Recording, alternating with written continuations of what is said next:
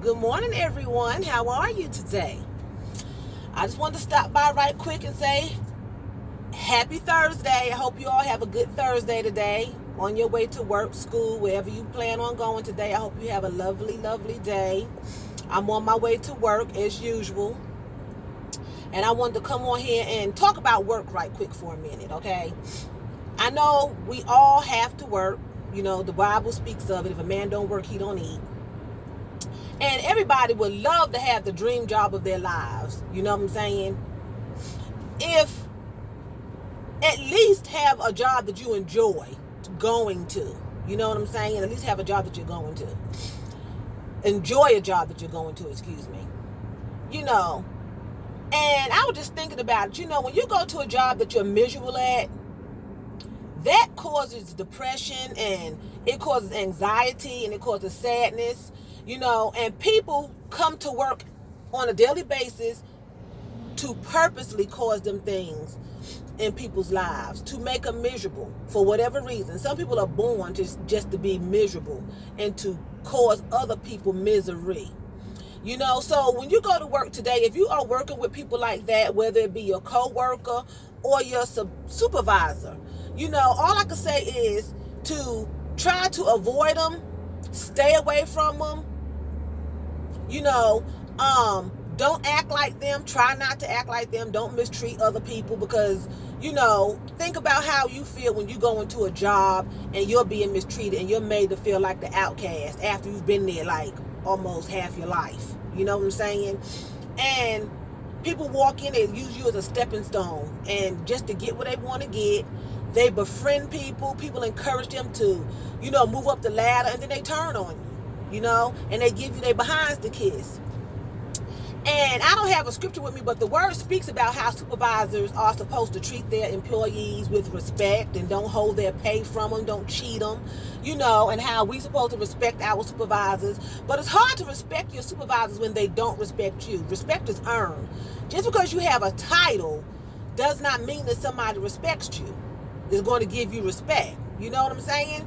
And even just with your co-workers, you have to respect each other or you're not going to be respected. You earn respect. It's just not given to you because you have a title.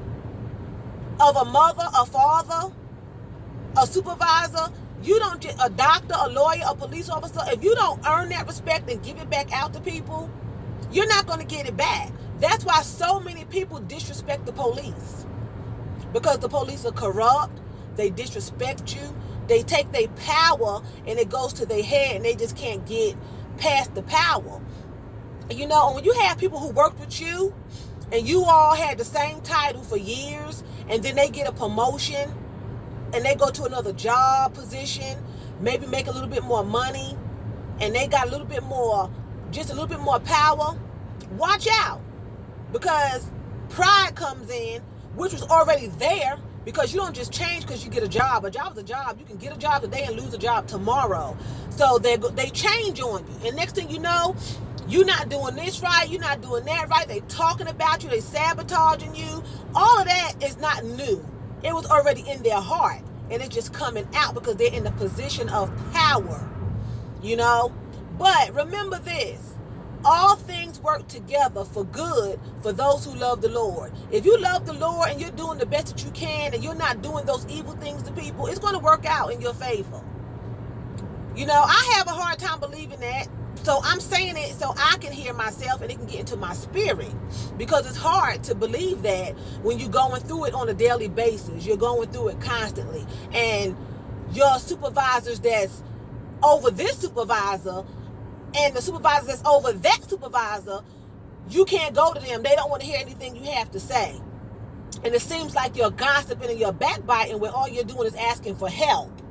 You know what I'm saying? And they still don't want to give you no help. They would rather believe the devil, you know?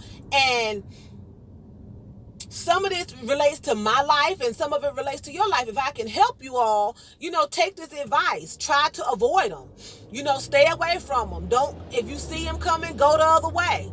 I don't care if it's your supervisor or a co-worker or whatever.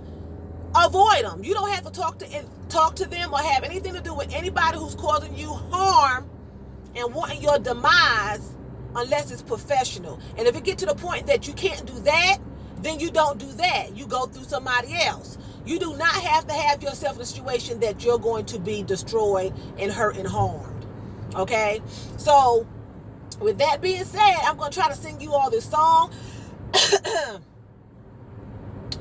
I haven't sung in a while. Like I told you all before, I haven't sung in a while. So I'm going to try to sing this song. It goes pretty much with what I'm trying to talk about. So here I go. Bear with me. There are things in life we may not understand, for we live according to God's divine plan. He knows just what's best.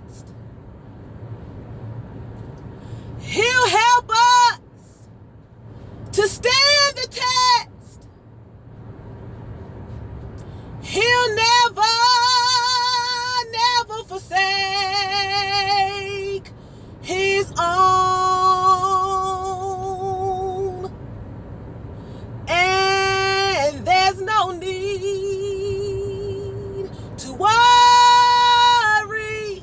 Don't cry.